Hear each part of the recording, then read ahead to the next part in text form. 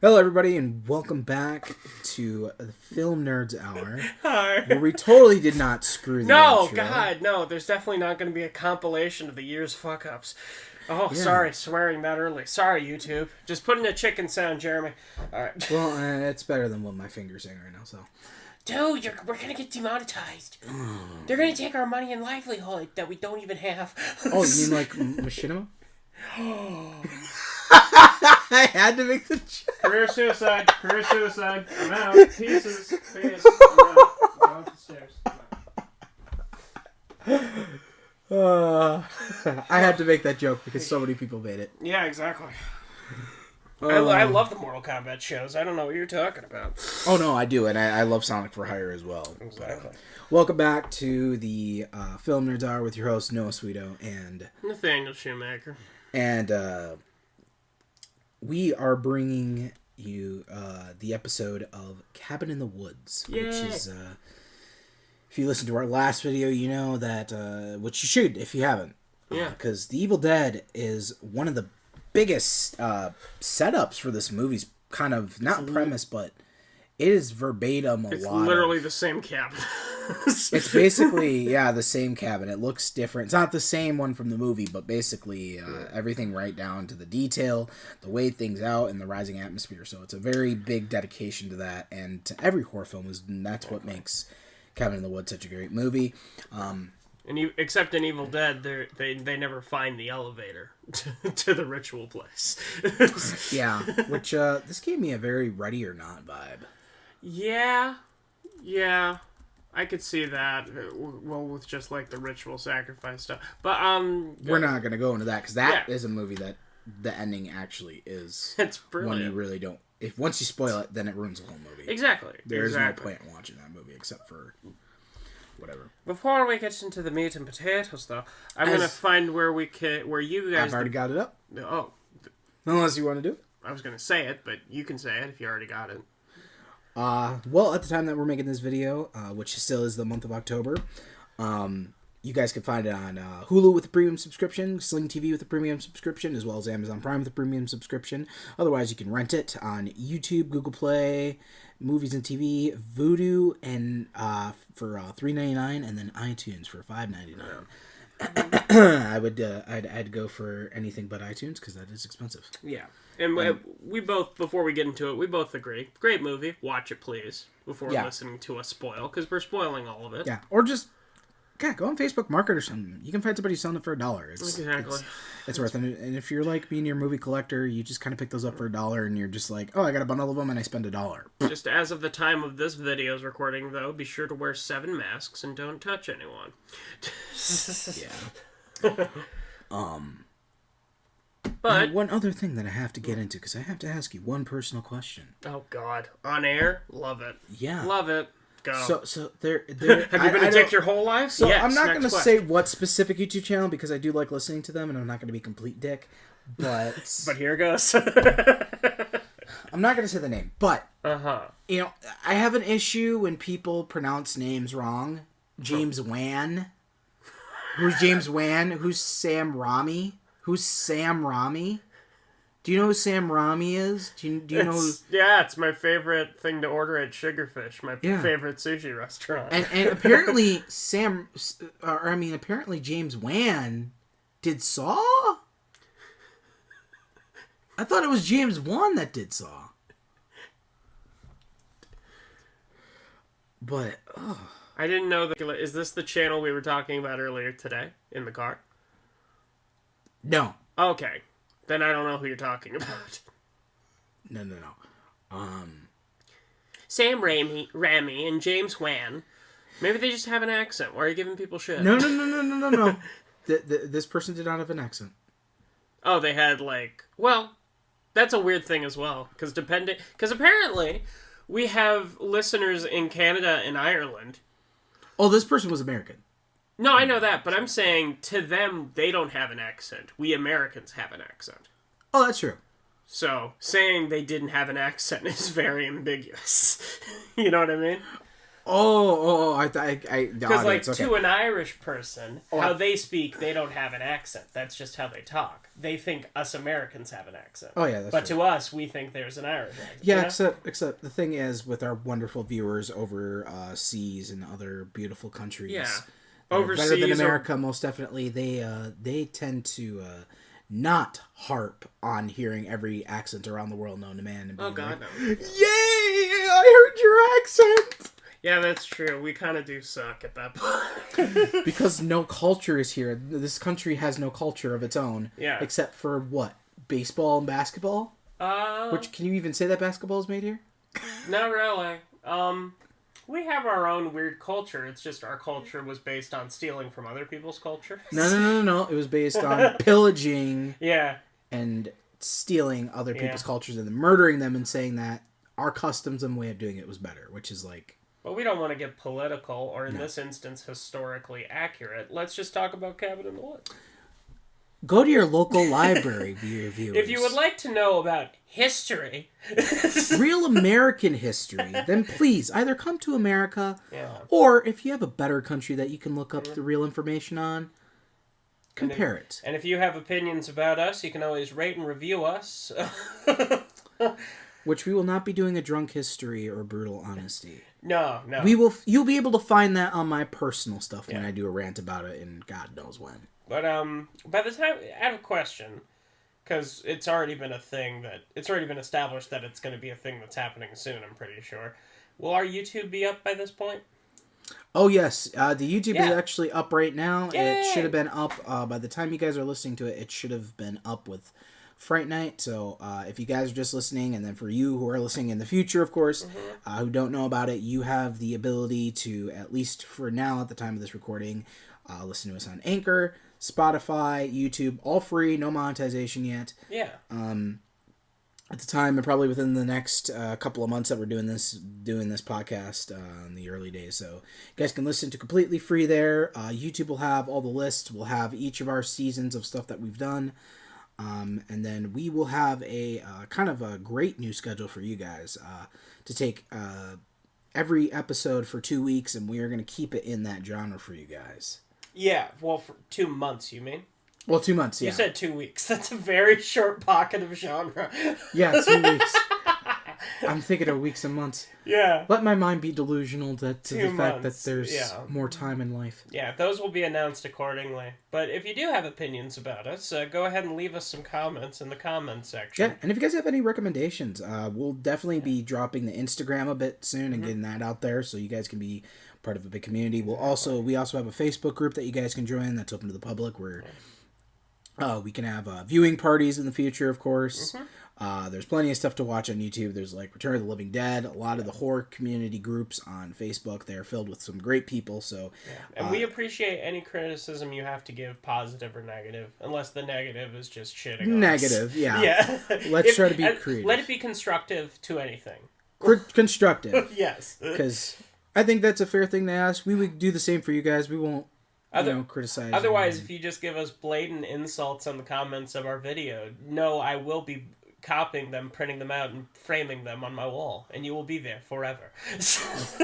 every single episode, you'll be like, "Hey, remember Jimmy? What's his name over there?" Yeah, exactly. And Sadie said this. Who knows? Maybe you'll end up on the background. Yeah, that's what I was saying. Be very nice. But definitely, you guys will have access to more places to stream, and hopefully, we'll be able to work with Apple and Google to eventually put it on there, so you guys can, all you guys who are listening on your phones will be able to do that instead. Yeah. So that'll give you guys a bit of a range. We'll be working on that, so hopefully that'll help you guys. And then I know, like, if you're like me, I still listen to our podcast sometimes, even before I pre-edit, so I can, if I'm working or something, I can listen to it on the go. Yeah. Pre-edit. Credit. Yeah. So. Yeah. Quick thing I want to say, just because I've always wanted to say this, and now I have an opportunity to say it, and I can already hear the eyes rolling in the back of people's heads as I'm thinking of saying this. Be sure to smash that like button and ring that bell. No, why are you making the face, buddy? It's a good thing we don't have a video camera right now. Which you knew I was gonna gonna say it. Which is another thing, too. We're going to try and be more consistent with some videos for you guys so that we can actually see the wonderful scenery that we have, because we've actually made it quite beautiful. Yeah. Let us know anything you guys would want to see, whether it be movie recommendations, what you would like us to do in the future, whether it be like a P.O. box or a platform you would like us to get on. We'd love to hear. Yeah. Because Tell Me Crazy, I'd love it if you guys wanted to send us free stuff. I think that's everybody. Don't beg for free stuff in the I'm not begging, I'm just suggesting it. I'm going to get sent a pile of shit now from Ireland. Okay. Yeah, exactly. No, don't please don't send me Crocodile Dundee 4. Oh, God. There's 4 of them? Yeah! I have the first... Oh, I'm pretty sure there's 4. We're definitely going to have to talk about doing We Love the 80s part. Yeah. But that... Oh, God. If there isn't, I'm going to be very embarrassed. And you know me, it's very difficult. I thought there was only 2. There's 3, for sure. I know there's at least 3. Well, I do have to ask this one question. Is it Shoemaker or Schumacher? Because... Maker. It was Schumacher before we fled Germany. Gotcha. Yeah, because we were royalty in Germany, and there's still a castle, and I have a family crest and everything. It's just we left because...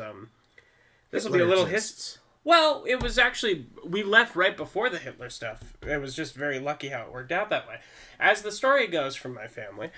my ancestor was a princess who fell in love with a poor guy, and because the parents wouldn't let them be together, they decided to run away to the land of opportunity.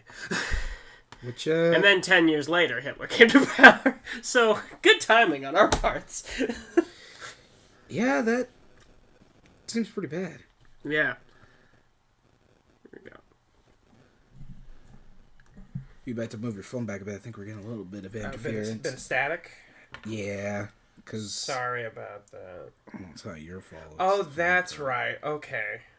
There was going to be a Crocodile Dundee 4, but it was a parody commercial from the Super Bowl where they had the one guy who was supposed to be his son or something. Oh, no, wait, there is one coming out. It's called The Very Excellent Mr. Dundee. Okay. I had no idea. In 2020. Good guessing on my... I mean, I totally knew that. That's why I said 4. But yeah, you remember that. You remember that commercial? Possibly. That commercial with that guy? Oh, yeah, with Danny McBride. Yeah, and Chris Hemsworth was in it, but it was actually just a commercial for Australian tourism. Oh, and yeah, Crocodile Dundee in Los Angeles. That sounds... And now Paul Hogan is the one who died, right? I think so, yeah. From a stingray attack, was it? No, he's 80. No, from a stingray attack, you're thinking of the Crocodile Hunter. Ah, okay, that's right. Steve Irwin. That's not a knife. This is a knife. That's Crocodile Dundee. That's not Steve Irwin. Oh, I know. Okay. Anyway. So, Cabin in the Woods. Cabin in the Woods. That was a big trail. That was really good, though. But, Cabin in the Woods, where to start with this except that is a clusterfuck verbatim of The Evil Dead in the best way. Yeah. Well, it's very formulaic and it kind of messes with the genre, and I like that. I like it when a movie like takes the genre and is like, let's do this instead. Which is exactly what they were meaning to do this entire time. It was very meant to be that formula and to trope the people into parody. To parody basically what people are, how, gods are hungry among us, and we're more, fans are like the gods, and we're always hungry for a bigger bloodlust. Exactly. We want more kills, dang it. And then it kind of gave us but if we were in the situation, would we be killing people just for a good bloodlust if we knew that we could watch it from a movie standpoint? Oh, do you mean if, you can watch horror movies, but every death that happens in a movie actually happens? Yeah, if you had the opportunity to watch every death in a horror movie, but you got to sit back, and I think that's kind of what this was about, too, in a sense. If we were okay with that, I don't feel like we would ever get to that point, and by that, I mean, there'd probably still be gladiatorial arenas, so I don't think we'd ever watch horror movies. Because, I mean... You know what I mean? Well, it'd be like if you just basically just took people and... What is it? The Dungeon of Doom? Or whatever it was, the one you had to sign the brochure for that haunted house? Are you talking about the McCamey house? It's a haunted house, yeah, where you sign a contract saying that they can do whatever they want to. Yeah, they waterboard you. Yeah, they waterboard you. They waterboard you. They could strip you naked. They can do it. Put you in a coffin, pull you through a couch. I was actually thinking about that because have you ever seen the Haunters documentary about haunted houses? No. I love the... So fascinating. One of the movies I like is the House is October Built, though. How it was supposed to be a movie, but it was about all these different haunted houses and how they actually went to those locations, which some of them in Illinois I actually went to. Yeah. Well, the thing with Haunters was the documentaries. They talk about this house called the McCamey house, and this is like it goes from haunted houses way back in the where it started with the history of haunted houses because it's like it used to be a thing that churches would do to raise money. So they'd have the kids dress up as Dracula and Frankenstein and just scare people, and then they'd go bobbing for apples. A very innocent thing. But then it kind of evolved to this, where it's like people choke you and pull you through a couch and stuff, and like all this insane stuff. And the McCamey house is notable because most of these houses that you have to sign a contract and everything, saying that they can do whatever they want to you, they have a safe word. So you say it, and then the people have to stop what they're doing, and if you want to leave, they have to let you leave. In the McCamey house, there is no safe word. You have to do it until it's all done. Yeah, and I don't... Yeah. See, and that's the thing that really emphasizes the horror film thing, is that, as much as I love horror films, I'm smart enough to know, even from like a directorial standpoint, that that's not the thing you want to be in. And I think, and that's what I love about the tropes, is that everybody's like the cliche, oh, yeah, I want to do that, and they're like, oh, I'm so sick and tired of that in a movie, but how many people... not saying anything to insult the audience, I'm just saying in a general sense, how many of you horror movie fans would legit, though, if you had the opportunity to just go completely for free, all expenses paid, but you had to go through that, how many of you would just be psyched because you're like, oh, it's just another haunted house, and, it's not that bad. It can get really bad, and I'm aware of what can happen, but I still want to do it. I feel like it's the same thing with, like, the reason horror movies, I feel like, are popular to an extent is it's escapism and perspective. Like, I was thinking about this earlier this year with all this quarantine stuff and this crazy stuff happening because I was reading a bunch of Stephen King books. And I had, like, thoughts throughout the day, like, this does suck, but at least I'm not being attacked by a demon-possessed car. You know what I mean? Like, it's always things that could be worse. And it's... Yeah. It's a game of wits. Exactly. Horror's a very substantial, circumstantial game of wits, whether you are able to overcome what you're doing and what you're willing to lose. Yeah, well, like, the most popular year, I feel like, for horror movies, or at least decade... was the 80s. No, actually. Like, as far as audience goers and money counts, it was the years between, surprisingly enough, the 30s. Like, the 1930s to the 40s. Well, that's fair. Because, like I said, escapism. During 29 to 39, the Great Depression was happening. So people were seeing all these movies and having that same thought I was having of like, it does suck that we have no money, but at least Frankenstein's not trying to kill me, Yeah. That's why the most popular, can you guess the most popular year to date and profitability there has been for haunted houses in history? I always want to say the 80s just because I know that's a little... Not even close. But I'd probably say it is an earlier era. Mm-hmm. It's a lot closer than you'd think, but it'll all make sense when I explain.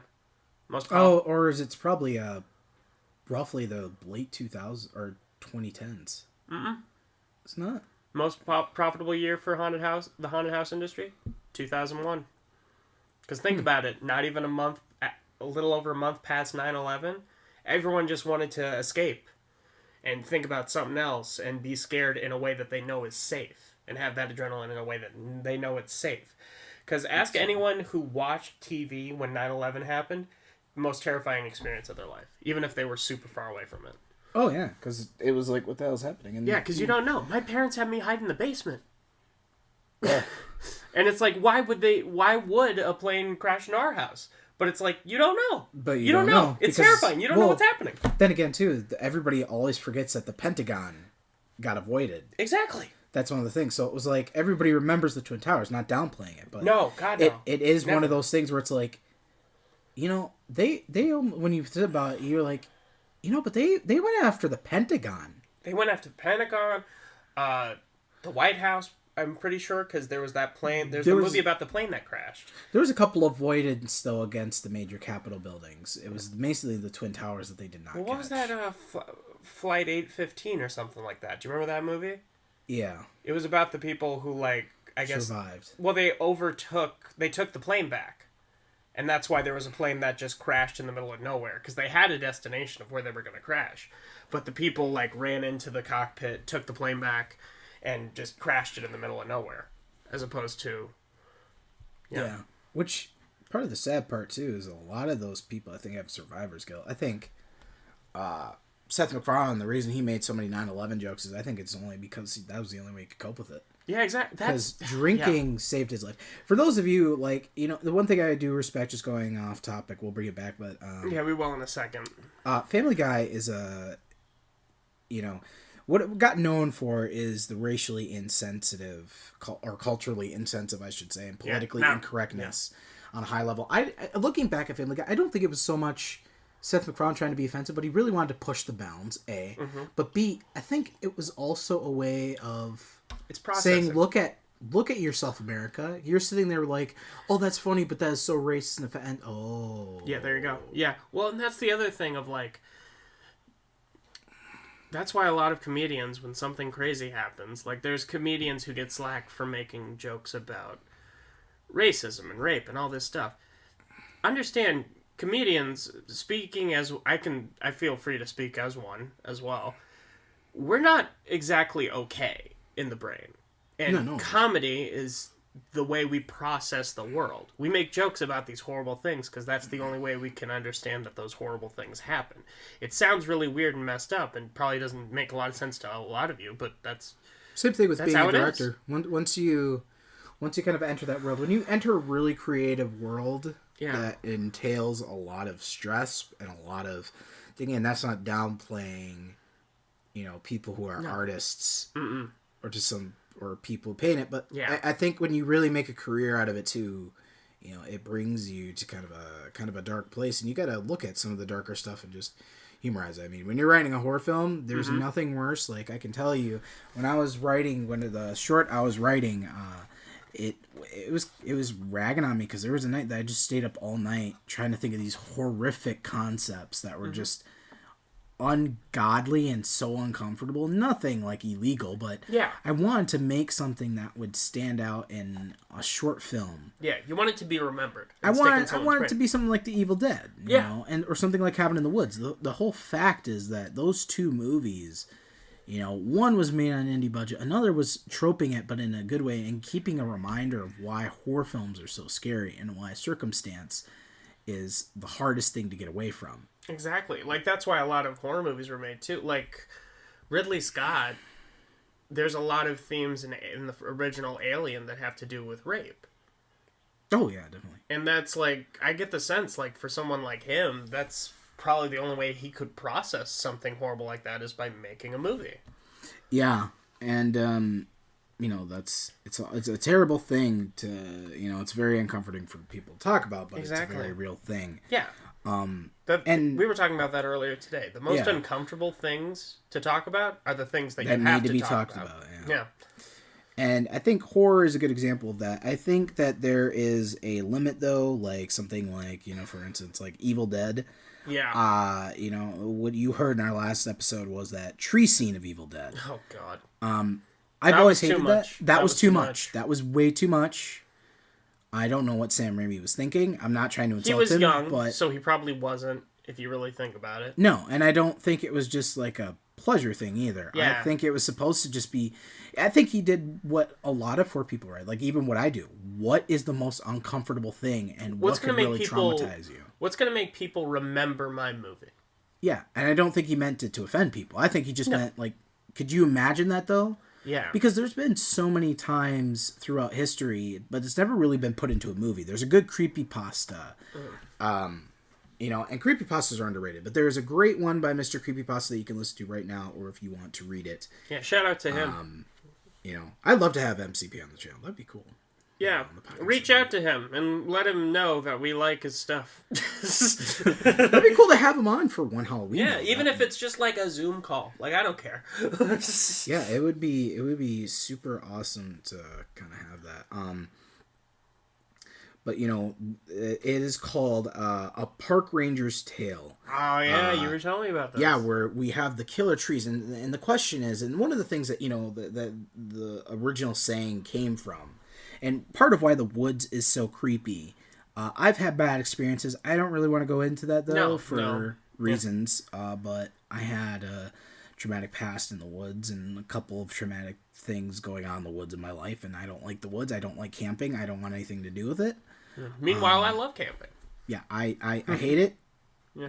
I love nature, but I refuse to be in the woods and to go camping. You're not a seclusion person. I don't feel safe. It makes me paranoid, and that's all I'm going to say, and that's all I have to say about it. Yeah, but, exactly. One thing that, you know, really makes, you know, what made The Evil Dead and what made The Cabin in the Woods such a good trope, too. Yeah. And I love the direction that Cabin in the Woods took. It really took what The Evil Dead did. It really took that woods and isolated approach. Yeah. Which, verbatim, but also, like, worth it, because where else is better? One of the reasons that the woods has always been so scary is because, A, trees are tall as fuck. Yeah. They're living. I mean, everybody tries to think that, you know, like, same with a barnacle. Like, a barnacle... It's a living thing. It's a living thing. Is it alive enough? Not necessarily, but it is still living. Yeah. It still eats. It still needs to consume to survive. Same with trees. Trees still need to grow. They need to root themselves. They need to be alive in order to function properly. Well, and like, yeah, it's not... If you need someone to help you in the woods, it's not easy to like get a signal out to anybody. Exactly. And the woods is a very big place. The trees are tall. There's not a whole lot, and it makes you paranoid because, you know, getting lost is a lot easier than you think. And when you start to mentally break, everything feels enclosed. Everything feels closer to you. Everything feels like it's moving towards you. Yeah, and one of the things that, you know, that people say, if a tree falls in the woods and there's no one around, does it make a sound? And that is a true question. Like, you know, because have you ever thought, like, you know, one of the theories in, like, you know, some of these fairy tales is that, you know, trees move when you're not looking. Mm-hmm. You know, trees have a spirit. So, like, so-and-so cuts down a tree, a corporation, those backwoods, you know, could become possessed with the spirit of Mother Nature, and they can move around, which is something I really respected the Evil Dead for trying to do. Yeah, yeah. As perfect as it is. Yeah, it's... We like what you were attempting. It was the execution that you did at some point that was like, no, please, no. Yeah, and, you know, that was something that Cabin in the Woods really didn't stray. And sometimes it gets hard to remember if it's PG-13 or R, except for the blood. That's what really... Yeah, I mean, really did they ever show any, you know...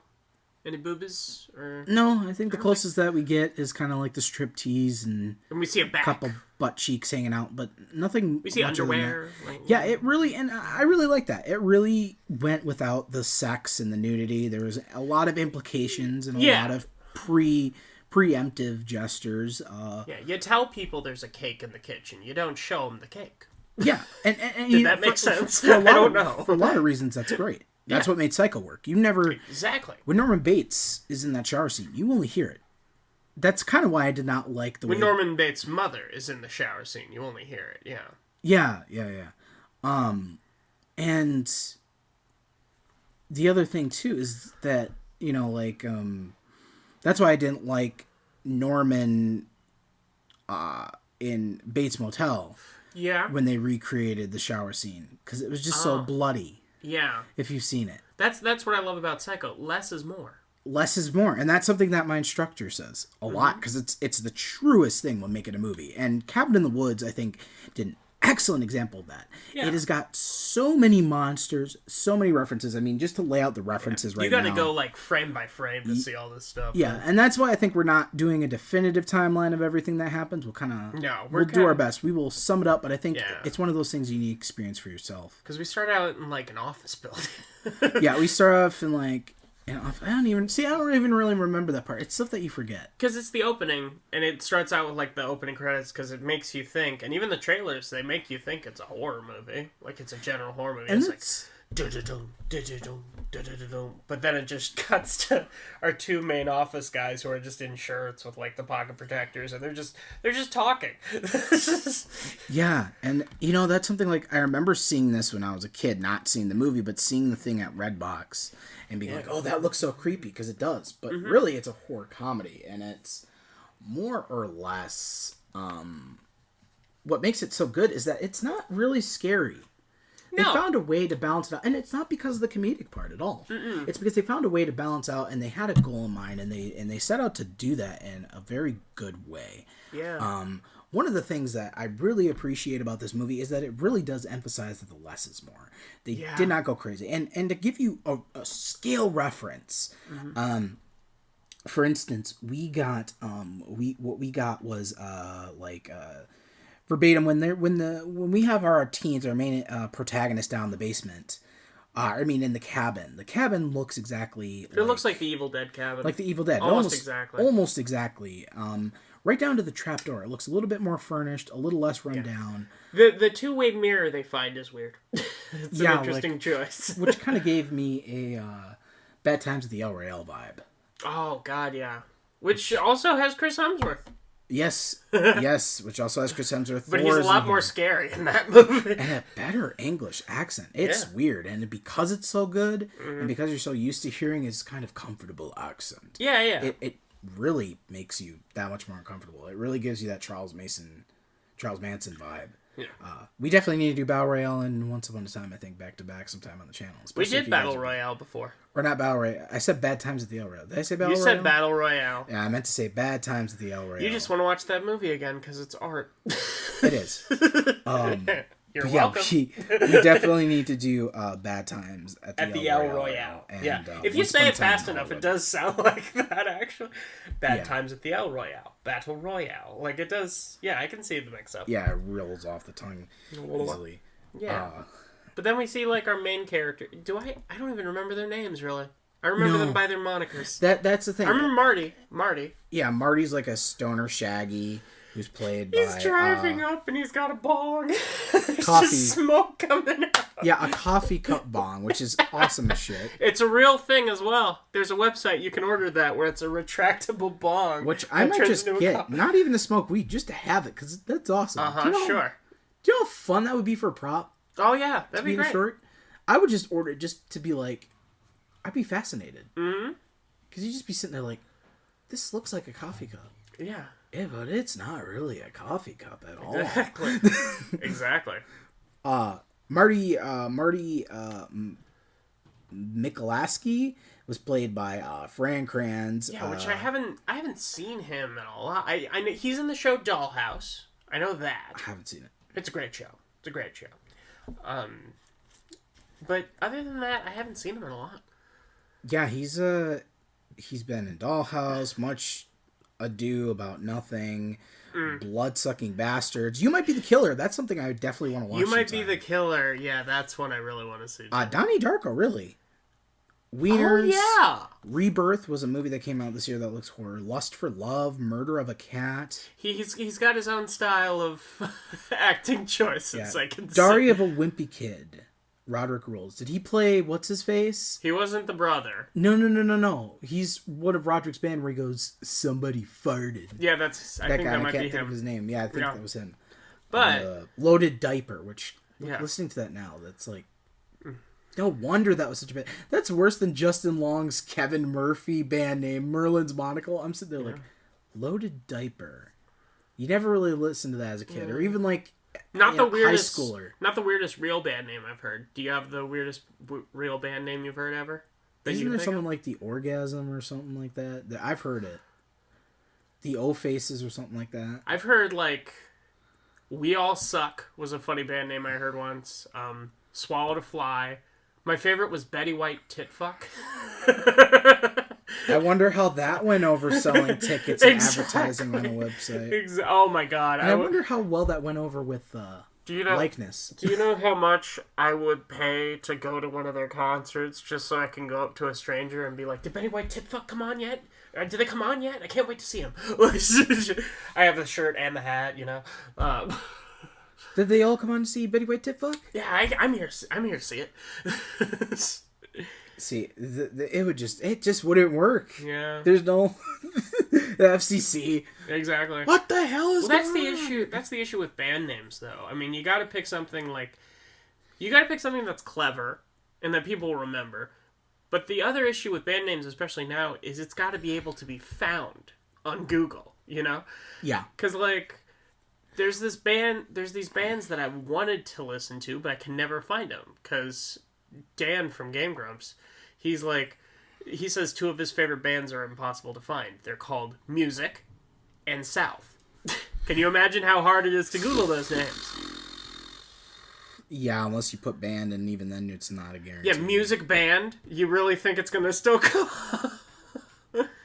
South Band. You're gonna get like Leonard Skinner. Yeah. But yeah, so who's the first girl we meet though? We meet Dana Polk, who's played by Kristen Connolly. Kurt Vaughn was played by Chris Hemsworth, and Jules Loudon, who is Chris Hemsworth Kurt's girlfriend in the movie, was played by Anna Hutchinson. Then Holden. He's the other guy I recognized a lot. Because he was in, most recognizably rather, he was in Detroit Become Human. The nerd guy. Oh, okay. What's his name? You mean Jesse Williams? I think so. The black guy? Yeah. Yeah. And I think... The guy who they're trying to set up with Dana. Yeah, that's the guy. I'm trying to see his last name, but it's not showing me. Yeah. McCrea. There it is. Holden McCrea, which is the name of his character in Capital. I like him. He seemed like a nice guy in the movie because he seemed. Oh yeah, he wasn't. He was well-meaning. He wasn't a perv. No, he was very. Because we get that two-way mirror scene where he sees her, and he's like, "This is cool," but then she starts to unbutton her shirt, and he goes, "Nope," and then he bangs on the thing. Well, no, he comes back, and then he's gonna leave, and he's like, "Okay, I gotta be better than this." Yeah, because good on him, because I could see how you could be like, "Nope, I'm gonna leave, and I won't see it, and therefore I'm fine." No, you tell everyone that there's a mirror, because it's freaking weird. Yeah, and not to mention too, that's something I liked is that a lot of what I hate about these movies is the minute you see a black or interracial person, I'm sorry, it's true. It's like almost every single time they're some sort of perv or they are so stupid. At least way back in the day. Or they got to be like that, "Oh yeah, I'm a pimp and this is my bitch." And I'm like, dude, really? Every time? We don't need a Chris Tucker Friday this shit. Was it Friday the 13th Part 5? Yeah, where they got... Those damn enchiladas! Yeah, and it's not... It's funny, but... In the third one, so offensive. The only black guy was a biker. And I liked him better because at least he wasn't so stereotypical. He was what you expect from a biker, not just a black guy. Yeah, not a black guy. Just... I'm sure you'd see it from a black guy, but again, it's like... But you see it from a biker standpoint. The Friday movies got a little better, because Part 7, there was just a couple. And they were just there. They weren't stereotypical interracial people. Yeah, it got better. Yeah, it wasn't offensive. In terms of quality. Yeah, it went to shit. Yeah, I don't think it ever got up to the par we would like it to with quantity. Oh, like Halloween. I mean, say whatever you want. I see a lot of Halloween groups, but again, Halloween's later sequels, except for, Halloween Resurrection though did very well with handling. Yeah. Black guy, spoiler alert for Halloween, so if you want to skip 10 15 seconds forward, the black guy lives at the very end, and they kind of kill him off, which... Are you talking about Buster Rhymes? Yeah. Which they did with Marty in here, which was another cool thing that they did, which is they gave the illusion in Cabin in the Woods that Marty had died. Yeah. Even though he really didn't. He was... that's a flaw. They didn't really explain... Because that's a flaw. Because, they would have 100% know Marty was alive. Because they had everyone on vitals. Well, yeah, and you would have thought, because they never really explained how he survived either. They just kind of I think they said he hid in that hole, and then he messed with the wiring, and that's why they had an issue with blowing out the tunnel. Yeah, but his heart monitor. That's the one thing. That is the one flaw in this nearly flawless airtight movie. I mean, unless he did something and it shocked him, or...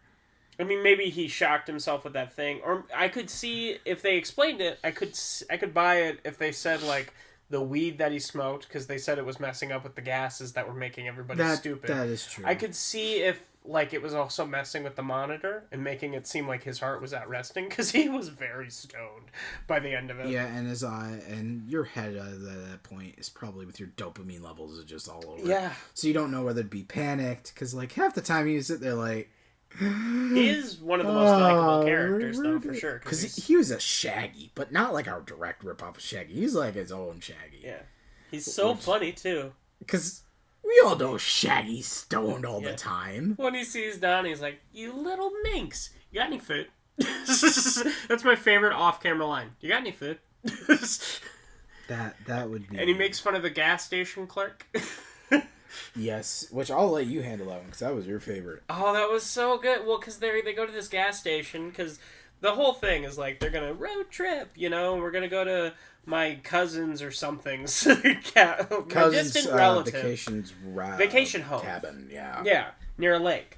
So they go, and then they stop by this, like, very creepy old gas station, and Chris Hemsworth has the line of, like, "I don't think these pumps take credit cards," and he goes, "I don't think they take money." So, like, I think we might have to throw some coins or something, you know? But they get there, and then there's, like, the creepy old, like, stereotypical, "Nah, what are you kids doing here?" And we find out the reason for that, eventually. Oh, yeah, it was pre-planned. Yeah. But he's like, "Can't you see we're closed?" And he's like, "We need gas." And he goes, "Nah, gas to get there. You worried about gas getting back?" And he's like very undescript and very like just unsettling, because he's like spitting tobacco on the ground, and the war. He's like, "Haven't been the same ever since the war." And the girl's like, "Which war?" And he goes, "You know dang well which war," which is very stereotypical of these kinds of movies, because they have to have a reason for the dude to be zany and creepy. It's like, but and I'm still sitting there like, what the fuck? What are you talking about? Yeah, exactly. I don't even know. What? Yeah, and well, Shaggy has we'll call him Shaggy, Marty, but he's got the line of like, "Oh, I think I know the one. Was it where blue was against gray, brother fighting brother?" And he goes, "You making fun of me?" And he's like, "You're rude to my friend." Yeah, I love this too, because that was another thing that they broke with the trope, that it was it wasn't just another, "Oh, I'm a pussy because I'm a stoner, I don't want to fight." He was up there like... He was a badass. Give a shit? Yeah, I'm stoned. Why would I care? I'm stoned, and even if I wasn't stoned, I don't give a shit. Yeah, but then he calls the blonde girl a whore, and Chris Hemsworth almost kicks his ass. And What'd you just say? Yeah, he throws the cash on the ground. And then the old man just smiles like, I did this right. I'm a stripper now. Well, and then freaking Marty's like, "Don't worry, soon the railroad will come through here, and this will be very prosperous." And he walks away, and as he's walking away, he's like, "Old fuck." Well, no, he says, where they'll have actual roads. Just like that. He's like, fuck. Yeah, so just doesn't care, which is how you should write a stoner. Like, that you're just kind of out of it, and you're just sitting there like... Because most people, most movies, and I am assuming it's probably because the censors didn't want to have any kind of dialogue that would support smoking weed, especially way back when. They have to have them be, like, paranoid and just overtly stupid. And, you know, most of the time, I don't know from experience, but I'm sure other people could probably say in the show, like, it kind of just makes you not care. Like, you're not overtly stupid and you're not super paranoid. You kind of just don't care. And you're just kind of like... Whatever, man. Hey, Twinkies. White Castle. What's happening, man? Exactly. Just do a Snoop Dogg. Hey, man. Ooh. I'm sorry, give me a second. Oh, sorry. I have tendinitis, folks, so that was a bad one. But ringing in the ear. But... Oh, fun. Yeah, always fun. So then they, like, decide to go to the cabin, which after seeing that creepy guy, I've seen too many movies to be like, yeah, let's just not. And then there's me like, well, I'm black, and Hollywood is racist, and if we are in a horror movie, I'm dying. God already roasted me in the oven too long, so I'm just gonna take a big fat U-turn and. For anyone offended by that, he said it, so it's fine. And I'm black, okay? I'm a black male. I'm a black male, so I get the rights. And let's cover all of our bases here. You're okay with me laughing at the joke you made? Oh yeah, go ahead. Thank you. Really care. Thank you. Because I didn't want to hear any comments like, he shouldn't have laughed at that. Like, no. We're fine. And I don't just pick on blacks and whites. I pick on everybody. He's not racist with who he picks on. No. I make jokes. He's non-discriminatory. Just as equally. I pick on blacks more because I'm black and it's easier to make black jokes. And everybody likes to make the black jokes. It's very difficult to make white people jokes unless the jokes are like about not being cool or having rhythm or something. I don't know. Or you call them assaulting. Thanks. I'm sorry. I will neither confirm or deny if he's ever called me that in the past, but we're moving on. So, we all know the past story of how I told you that story and how that shook out. Oh yeah, don't even bring that up.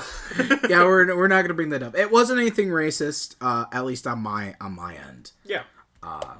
But I was targeted at one point, so I made a couple of jokes. Let's be clear, it wasn't racist on my end either. No. This had nothing to do with Nathaniel. It was a completely different person. And they were racist and just making a whole bunch of jokes, so I decided to just be very witty because that is my personality in a nutshell. If you close our eyes, you can see both of us jumping over mines. Oh, Lord. So, Cabin in the Woods. Cabin in the Woods. It's very weird, because did you notice when they left the house initially, when they're in the trailer, and they're kind of chatting, when they drive away from the house initially, there is a dude sitting on the house with, like, an earpiece? I didn't. Oh, no. I kind of noticed before they pull up that people are just kind of like... Well, there's a guy, they drive away, and there's a guy, like, he's kind of Batman in it, like, one knee down like that, and he's got the earpiece, and he's watching them as they leave. Ugh. I don't remember as much, but... Yeah, so you get the sense early on when you watch the movie, like, oh, okay, so not everything is what it seems. Yeah. It's already creepy enough to be in a cabin. For you, I love cabins. See, I don't know what's worse, though. Being in a cabin or, having people watch me in the cabin. Because, at the same time, I'm like, oh, they could try to kill me, but at least I know there's other humans here. I wouldn't really categorize where they're staying, though, to me personally, as a cabin. I think cabin, I see, like, the log kind of, that's what I thought. It was all wood. Yeah, well, it was all wood, but it looks more like a rundown shack. But you gotta admit, the inside was actually nicer than the outside. Yeah, that's true. The inside was like a 10, the outside was a 3. Yeah, and it really shows like a person's personality. Yeah, exactly. Looks do not mean everything. It's what's inside that counts. Exactly. Which is also something that John Carpenter said, another great movie. Hint, hint, Body Bags. Yeah. That has Mark Hamill, the Joker. No, my Joker impression was way off. Excuse my throat. I'm embarrassed. The Joker. He took steroids. Well... Why did the Joker become Bane? Because Titan formula? Yeah, fair. Victory has defeated you. Alright, so... She's strong with the Force. I don't know why that came out. I felt like that was... We're starting the episode over. No, I'm kidding. Full scratch. Repeat. No, Good Lord. So... Yeah, so they're hanging out in the cabin. They find the two-way mirror, which is weird, and they find, like, a weird painting. And then they're kind of just drinking and hanging out, and it is very Evil Dead. That's the one difference between this movie and Evil Dead. The interior of the cabin in the Evil Dead was not nice. No, which is something I was just about to bring up, too. It was very ugly, it was very rundown, and it looked like an old man and neglected it. Why man? Okay, we could say an old woman just in case. It was the 70s. We can say man. But, like, it looked bad. It looked like a hell house. Like, there was probably... It looked like there was no insulation. So, I'm gonna, no AC, no heat. I'm gonna stand on this floor, and I'm pretty sure that if you stand on the same board 5 feet over and walk 2 or 3 spaces up, you're gonna go right through it. I'm pretty sure if we ever jump in this house a little over 2 inches off the ground, we will go through the house. And probably die. Yeah, exactly. exactly. I got a compound fracture. Yeah, got a compound fracture. Got a compound fracture. All right. Somebody want to help me down here? My name's Cork. That's your Taika Waititi? No. We're starting the episode over. I'm kidding. I did. Hello, my name is Cork. I'm on this ship. Wanna come? That's how you do a Taika Waititi. Okay. I will do my own Cork the way I feel like it. You're close. You are closer than most people I've met. You do a better Korg than my dad. I can. My name is Korg. I can do it. Yeah. My throat is not at the capacity, and my voice is already probably fluctuated. For those of you who listen to our past episodes, feel free to do a Noah Sweeto counter of how many times his voice fluctuates from deep to up to deep to medium to up. Make to a compilation medium, and to really send high. it. Make a compilation and send it to us, and we'll post it.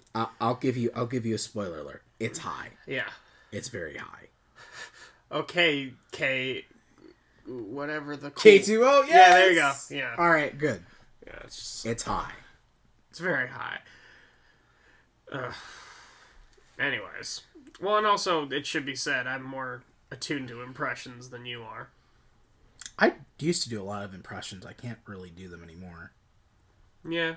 I used to be able to do, like, really good ones. I used to be able to do Mark Hamill's Joker almost. It is a thing you have to keep practicing at a normal level. Like, if you want to keep doing Kermit the Frog, you gotta practice doing Kermit the Frog more often than you would think. Hi-ho, I'm on a moon here. Yeah, but that's exactly the problem. Kermit is a very easy character to do. Yeah, once you get to Chris, walking, you gotta, do the voice in a very flip-floppy kind of way.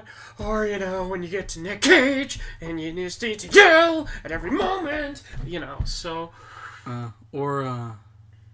I would do Samuel L. Jackson, but my voice is not for that. I will, like... See, the thing about me is, going off topic a little bit again, is when I was little, and something that I think will impact the way people want to cast me if I go into acting, is the fact of one thing and one thing alone. When I was a kid, everybody used to say I was very loud when I would play with my toys. People say I'm very loud now.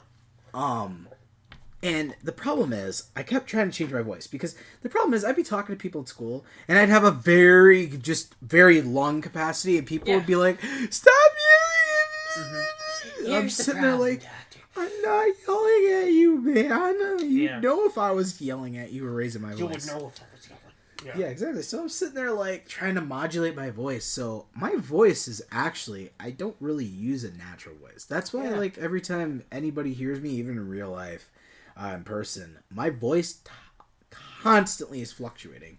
And another thing is my voice goes along with my mood. Mm-hmm. So I've noticed. If I feel very happy with somebody I'm with and I feel like I'm adoring them or something, my voice gets really high. If I'm stressed, my voice goes really deep. If I feel moderate, it kind of sits in the middle of going up and down between a little bit of a higher tone and a bit of a deeper tone. And then there basically is there's basically a bit of what do you want to say? When I do narrating, I kind of have my voice right here, and when I get close to the mic, you keep it at a certain level. I try to keep it at a certain modulation. That way, it's not like so annoying, and that way I don't kind of sound like I have a nose full of something or sound like you're doing an impression of a certain official. So I don't sound like Jennifer Tilly, but Jennifer Tilly sounds cute. Yeah. My Jennifer Tilly probably wouldn't be as good. Also, can we just say, she seems cool. Jennifer Tilly? Oh yeah, I'd love to meet Jennifer Tilly. Plus, she plays Tiffany. Yeah. She's great. I mean, granted, prior to Chucky and Tia Chucky weren't that good. No, but she is the character you remember from those movies. But she was intimidating. Yeah, exactly. I wouldn't want to test Jennifer Tilly if she had a knife. No. And was playing Tiffany. No. Tiffany was batshit. But I would also love to, sit down and have a conversation, because I've seen her in interviews. She's a lot smarter than she sounds. Yeah, most people just kind of hear, that. That's the thing that they make fun of in Family Guy all the time, is that goo goo gaga voice. And they're just kind of like, oh, because she sounds like this, she must just be she has a very small simple brain. But really, it's like, no, it's just how your voice is. It's just how her voice is. I'd love to be able to sound that young and be 60, 61, 62. Exactly. She doesn't is that look how old she is? Yeah, she does not look No. it. She looks gorgeous. She really does. I mean, you could tell that there's a little bit of age, but you wouldn't think. I would think that she's probably in her early 40s. Yeah. Not her 60s. She's very beautiful, very attractive. So in cabin, they're partying, they're hanging out, they're playing Truth or Dare, classic. Doing some weird shit.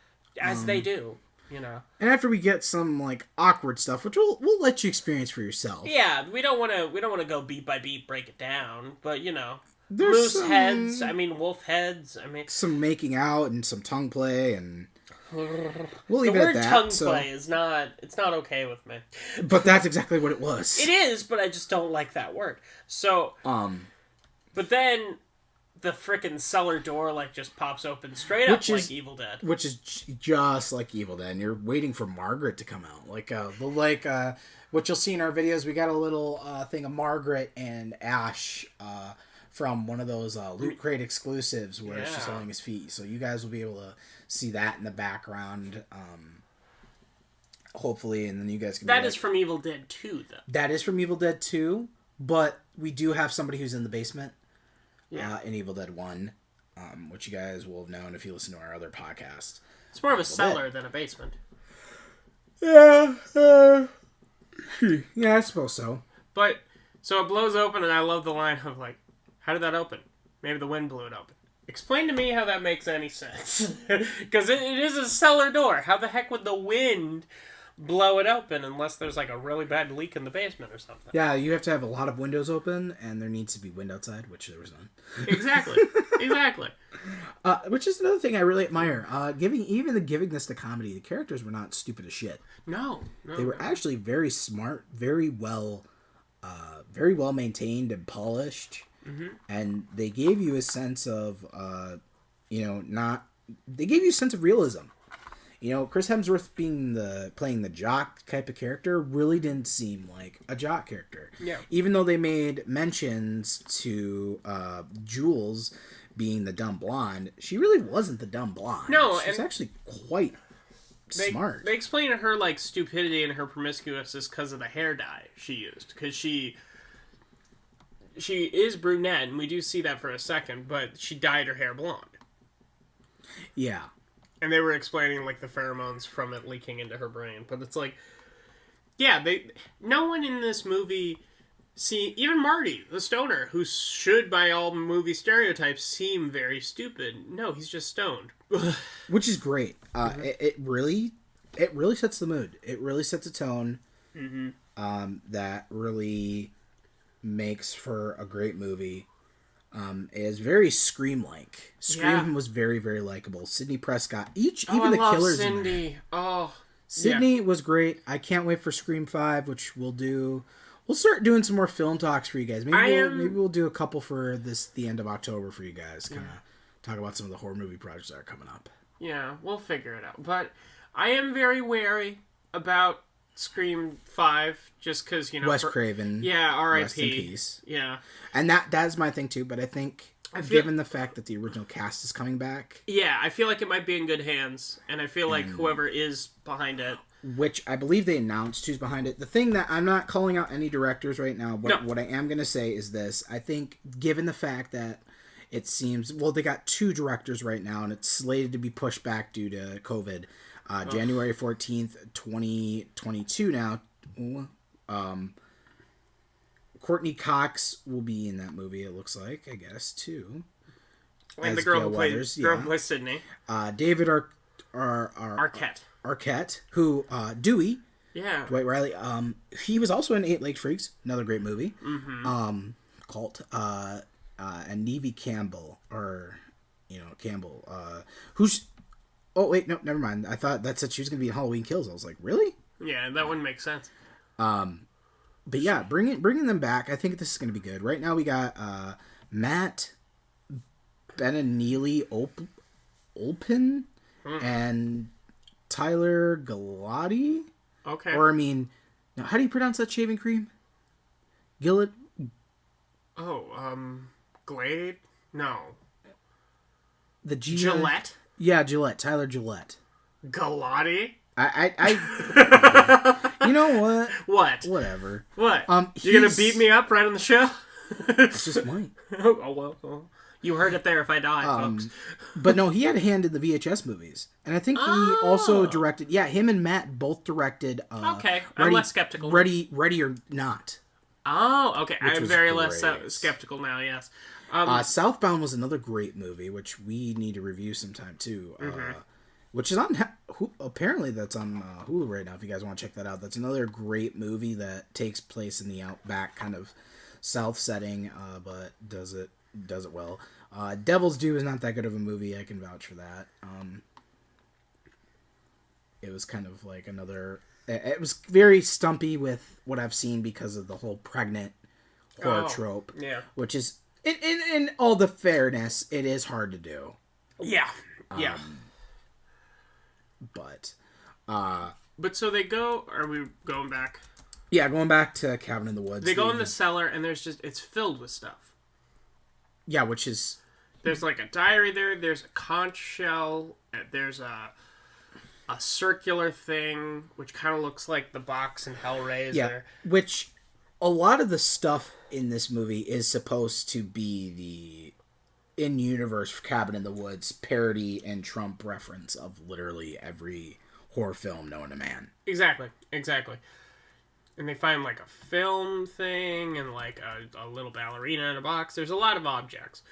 But then they start reading from this diary, and it's very like creepy and unsettling.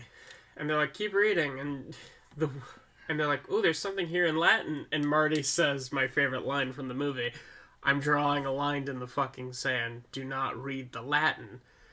And then you hear, read it. And everybody looks at it, and Marty's the only one who's like, what the frick? Like, yeah.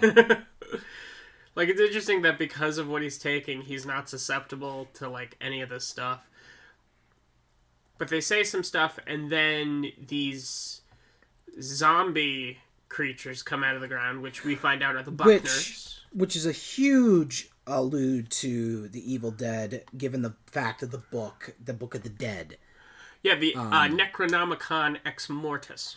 Yeah, which they say some Nycto similar words to it, and we get like a verbatim the way the hands come out of the ground and everything. Yeah. Which this next family, the group of villains that we do see is the Buckners. Is an allude to being the hillbilly equivalent of their version. It's the equivalent of the Texas Chainsaw Massacre. Hillbilly zombie torture family. Yeah, which is basically... or redneck zombie torture family, I'm sorry. Depending on which version of Texas Chainsaw you watch. Personally, I love the first set of remakes, the beginning in the 2003. The cinematography and the color grading and the gore was like perfect. It seemed realistic. You're not a fan of the original? No, I am. Okay. I'm saying that I like the remakes more than I like the other remakes and continuations that they did. Yeah, okay, that's like fair. Leatherface, the remake of Leatherface and all that. But no, depending on which one you watched, if you watched the 2003 series remake, that would be the Sawyer family. Yeah, that's the same. Yeah. So, but really, really cool nonetheless to have that kind of trope. And they're like zombies. They're not even like alive. They're like zombies or mindless. Mm-hmm. Yeah. So then we start adding to. We start getting some kills in. Yeah, and one of the things that was really cool is that they get this big hunky looking guy that basically looks like Jason wearing the butcher's apron. Yeah, like Leatherface. He's supposed to be the parent. He's supposed to be the father. Yeah, and he's wearing the butcher apron and a skin-like mask, so it's like a mix of Jason and Leatherface. I wouldn't even say Michael Myers really in there, because one of the things that it almost looked, and the reason I say like with Michael Myers, like the thing that makes Michael Myers' mask so creepy and iconic is if you look at every single film, no matter what shape the mask is to fit the actor, you always see a bit of skin in Michael's eyes just to remind you that he is still human. Exactly. And that's arguably the creepiest part of the Halloween movies, is that he's just a dude. And he's just lifeless. Halloween just gives... The spirit of Halloween is just what gives him his power. Exactly. Or just that man has constant adrenaline pumping through him to be like, It's got some I family just took issues. some 6 fucking bullets. I'm gonna do a Jack Baker, and I'm gonna whip your ass around in a tailspin. Exactly. So due to the pheromones, which sounds like a weird sentence, but due to that, Let's pollinate. yeah. Thanks, buddy. Chris Hemsworth and his girlfriend, they're about to have sex in the woods, which Don't fuck in the woods. yeah, don't. There's a movie literally called "Don't Fuck in the Woods." Look it up right now. Even if there is no danger, it's like the least sanitary location. It's least sanitary and the most uncomfortable. How hard is it to find a bedroom? No, that wasn't a pun. And it's true. Like, don't fuck in the woods, guys. Don't be lazy. That's how you get ticks.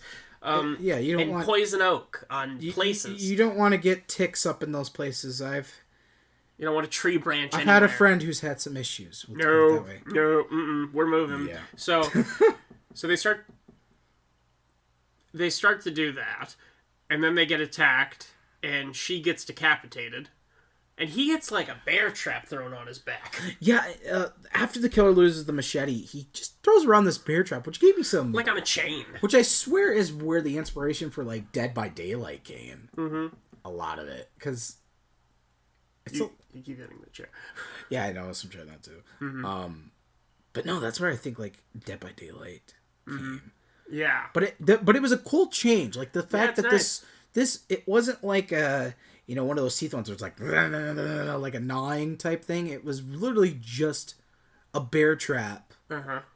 Like Ghost Rider's chain. But if you threw it on people and it activated And it through closes. pressure. Yeah. Yeah. Which in theory it would work. That's the scary part. Yeah. Because, like, bear traps, anybody who's seen them, and then God forbid, please tell me none of you who have gone hunting or just walking in the woods, which is another reason I don't like the woods. Mm-hmm. Because I did know somebody who almost stepped on a bear trap. Oh, God. Bear traps are one of the most painful and inhumane things, because they are pressure. Well, did you ever see the movie The Braven? No. With Jason Momoa? Oh, there's an awesome scene with a bear trap. Well, I'll have to tell you about it, but, like, watch the movie The Braven, guys. It's really good. But it's an interesting use of a bear trap and a cliff. I will say that. So... I kind of have an idea now. Yeah. Yeah. When I say that, it kind of puts it together, doesn't it? So they're getting attacked, and she gets decapitated. Yeah, and... he runs away. Yeah, but he gets... No, he's not. Vaughn isn't the one who gets hooked. He gets hooked for a bit, but it's implied that he gets away. Oh, yeah, which... God, that's gotta be painful. I'm sorry, I just can't get over that. Like, just to feel, like, the whole thing just grinding its teeth into your back, like, it's just not a pleasant thought. Of all the places as well, your back. Yeah, it's like, I hurt my back just itching it a little too exactly. hard. I was a witness to that. Yeah, it hurts, like, badly. So I can't imagine just getting a bear trap sunk into, like, your shoulder blades and just being like... But he gets... Dear Lord Mary. But he gets back, and then they close the door, and they're like, where is she? And he's like, we gotta go. We gotta leave her. And she's like, we're not leaving without her. And you audibly yelled at the screen, you idiot. Well, I had another choice word, but yeah. Yeah. Because then there's someone standing there, and they throw in their friend's head. Which is like, oh, you wanted to find her so bad. Well, now she's here. Nice There job. you go. You just Yeah. fucked everybody in the room. Yeah, but then they, like, close the door, and it's like... And he's like, we're going to barricade all these rooms. No matter what, we have to stick together if we're going to have a chance of surviving this. Which seems like a good plan. And then Gas gets sent in, and he's like, we should split up. Cover more ground. Yeah, I think you're right. And Marty's like... What? Yeah, like, so I might be confused. Stoned, but that's a bad idea. Let's not. Yeah, but then Marty, they like split up, and Marty's like in a room, and he finds a camera. And that was a vintage camera, right? Huh? Oh no! He finds the A recording camera, like a digital yeah, camera. like the digital wire. camera that they're Because watching it's them on. cutting, it's taking its time, but it's cutting back to that office building we were seeing, and it's being very vague with how all this stuff works. Yeah. Which I like that. I like the mystery until the end for it. Yeah. I'm sorry. I'm thinking of the ending too because of just how explosive that was. Exactly. So, but then after he finds the camera, he's like, "Am I on a reality show?" And then he gets pulled through the window by like one of the zombie. It's the son, Judah or Jedediah or something like that. Yeah, and then gets pulled in. Well, we get an awesome moment of him using the coffee mug bong as like a bat, which is really cool. Like he whips it out and it's like he's hitting him with it. Just looks like a coffee cup telescope. It's like a baton. Yeah, like dude, that can have a lot of uses. Yeah, but then he gets like stabbed through the chest and like taken off screen, and you just see a lot of blood. So it's like, yep, he's dead. Which, could have been a multitude of things. He could have turned it on the dude, and that was all the son's blood or whatever. That's probably what it was, but we as an audience are left to assume something. Oh yeah, because that's naturally too. It's just like, oh, Predator, he's dead once you see blood. But then what's left of them, they get into the RV and they're trying to go for the tunnel to leave. The bridge breaks just like Evil Dead, except it's not a bridge breaks. It's the tunnel. It gets caved in. Oh right. It blows up and gets caved in. But one of them has to make a jump though. That's after, because the tunnel's caved in, so they can't get through.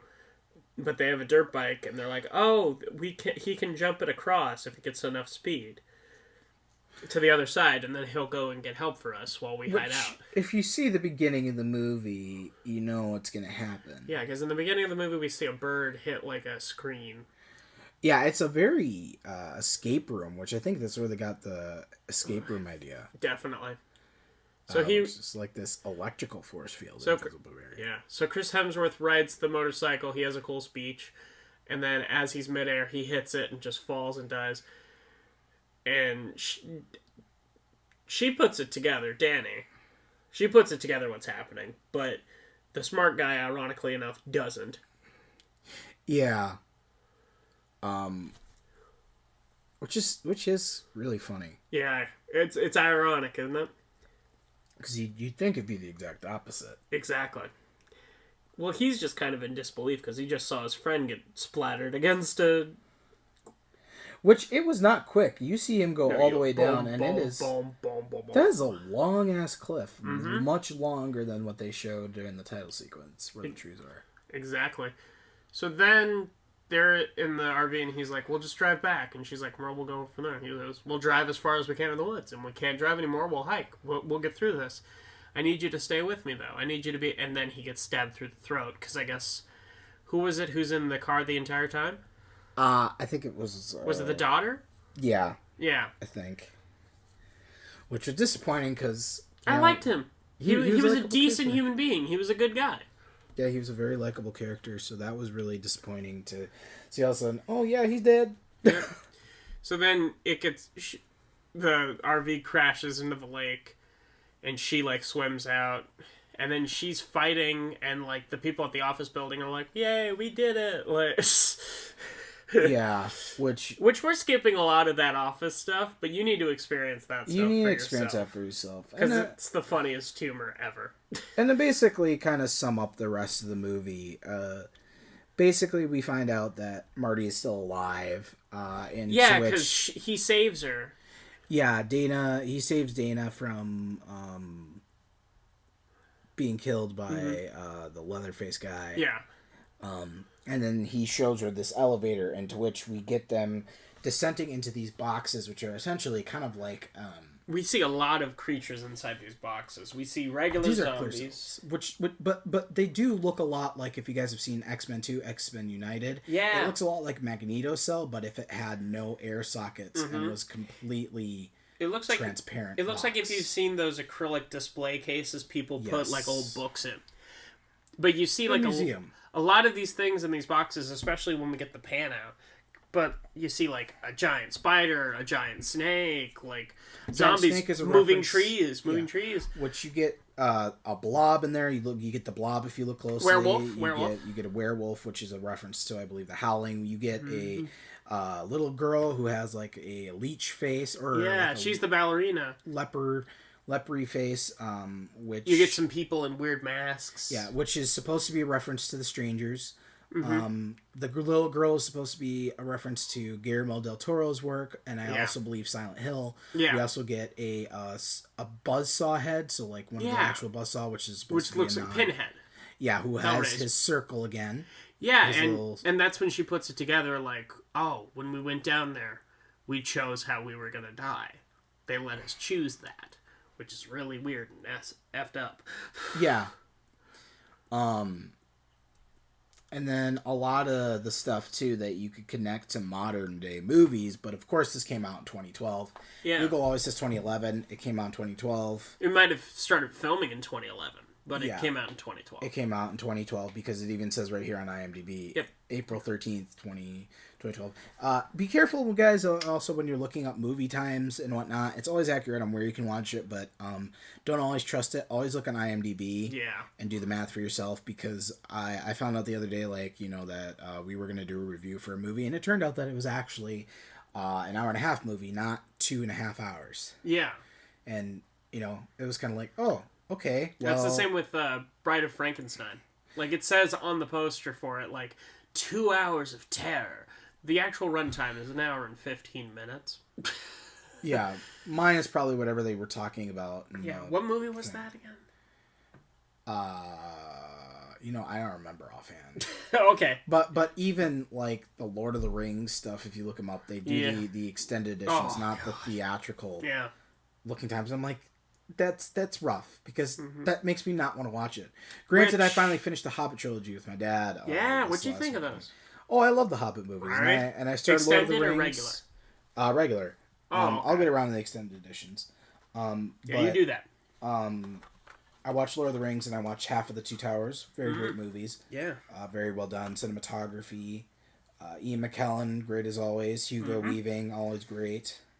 Outside of Agent Smith and whatnot. So, maybe we'll eventually do those on the channel just for fun, but we're definitely going to be covering those in trilogy and probably do more of a film talk when it comes to those types of things. It'll have to be a really long one, and we'll have to have like 2 other hosts. Yeah, and we'll probably not even be doing them because, you know, in terms of frame by frame, because that is way too much. Unless you guys want us to. Yeah. And then we could work something out. But we might do like a live or something. We'll cross that bridge when we get to it, depending on what you guys think. But, so they go down and they see all this stuff. Some guards try to kill him. Yeah, we also get a nod to Blade 2. The way that dragon opens its mouth is a nod. You're right. It's the same way the vampires in Blade 2 do. The mandible kind of thing. It kind of looks like a predator situation. Which almost gives it kind of a Shin Godzilla look as well.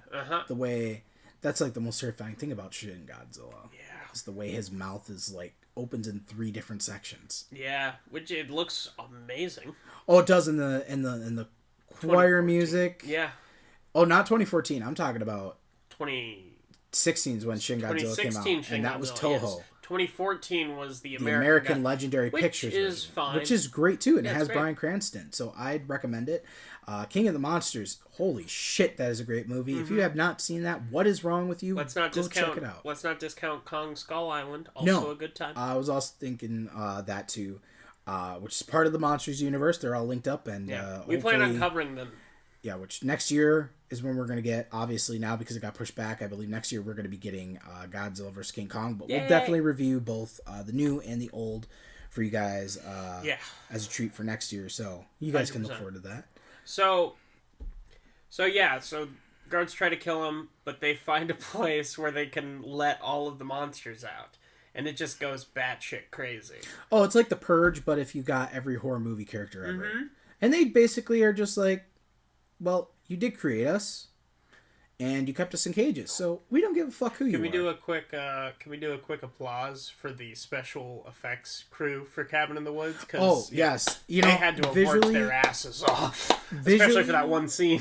Visually, the amount of blood looks like Evil Dead. This is actually surprisingly tasteful in its gore factor. It does not go overboard. No. It's not gallons of blood. And I know when you say Evil Dead, the first thing you think of is gallons of blood. But, you know, that's Evil Dead's charm. Yeah. It's actually more realistic than you think. I think if you're dealing with demons. This did it perfectly. There was a bloody room and some really bloody scenes, but it wasn't like, the amount of Saw level. The blood looked real. It looked like there was the right amount of blood that you think about ripping like about 5 people in a room apart. Exactly. The action and the cinematography was well done, from the CGI to the practical effects of people running around. Yeah. The editing cuts for each scene and each close-up were absolutely perfect. It was a very smooth transition.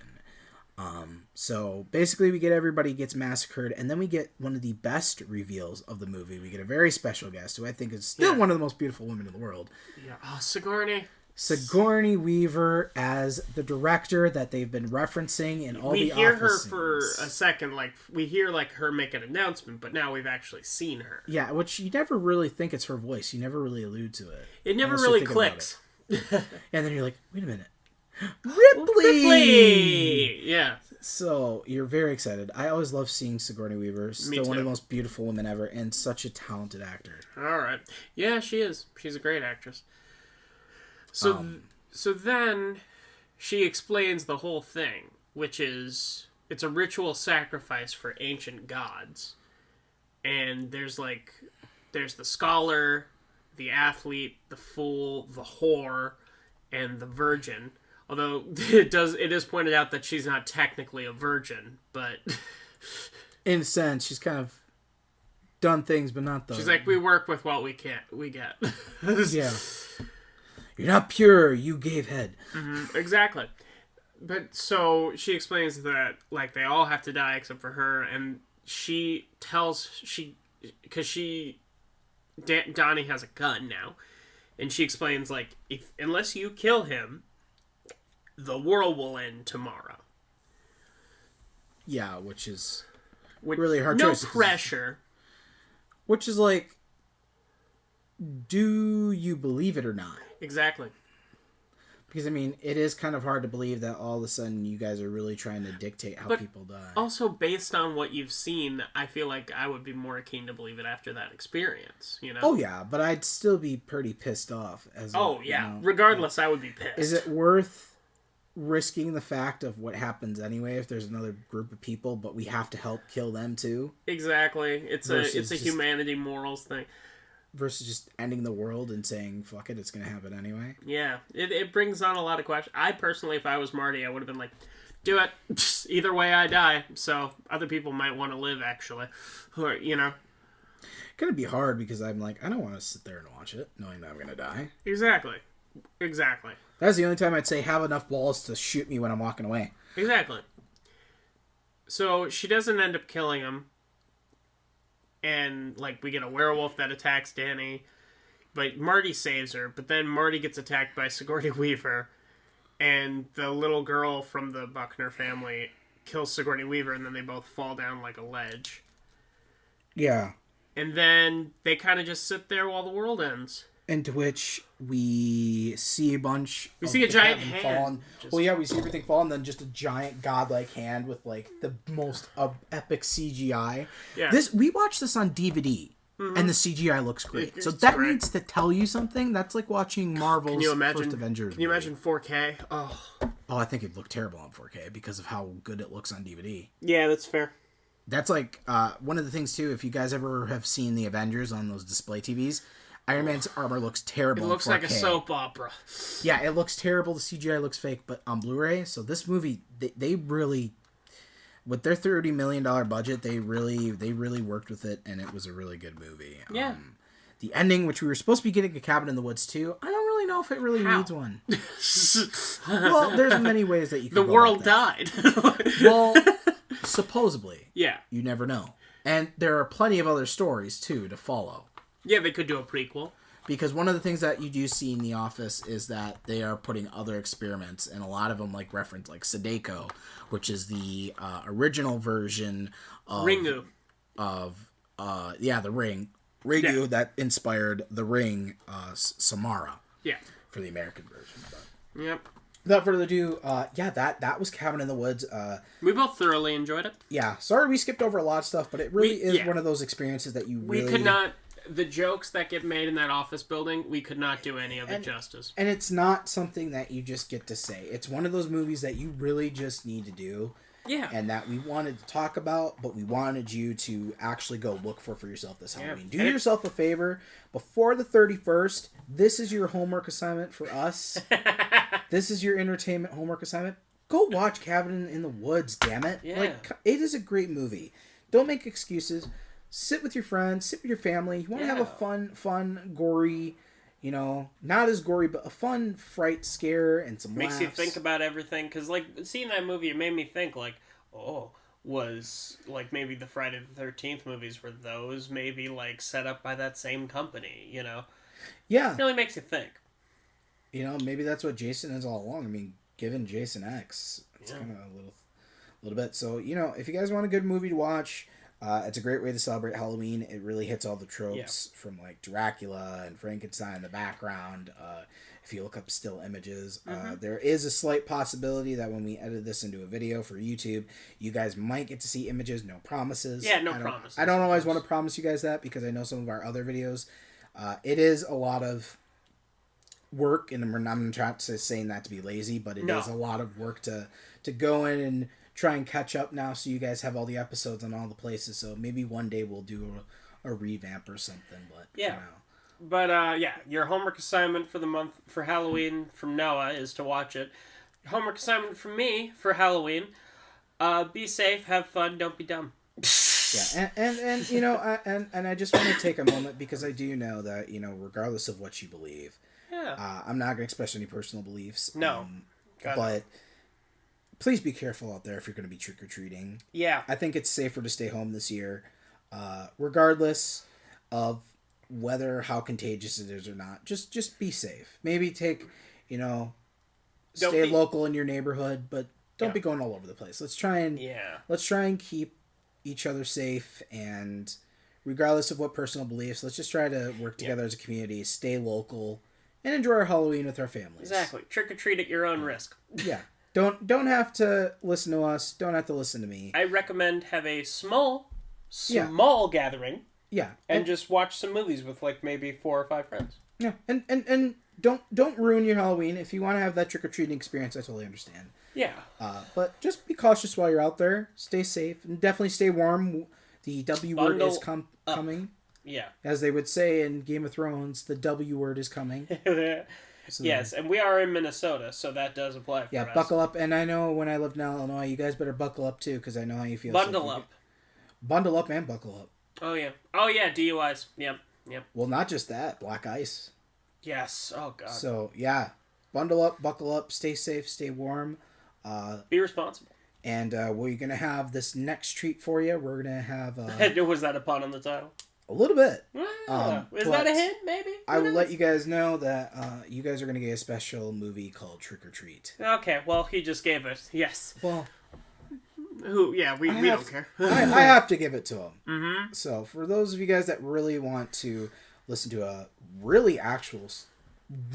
brilliant Spirit of Halloween feel movie, definitely watch it. This is the one. So, don't miss that. Stay safe out there, and until October 31st, this has been Film Nerds Hour with your host Nathaniel Shoemaker and Noah Sweeto. And we will hear from you guys in the next video. Yeah. See ya. See you later. Love you guys.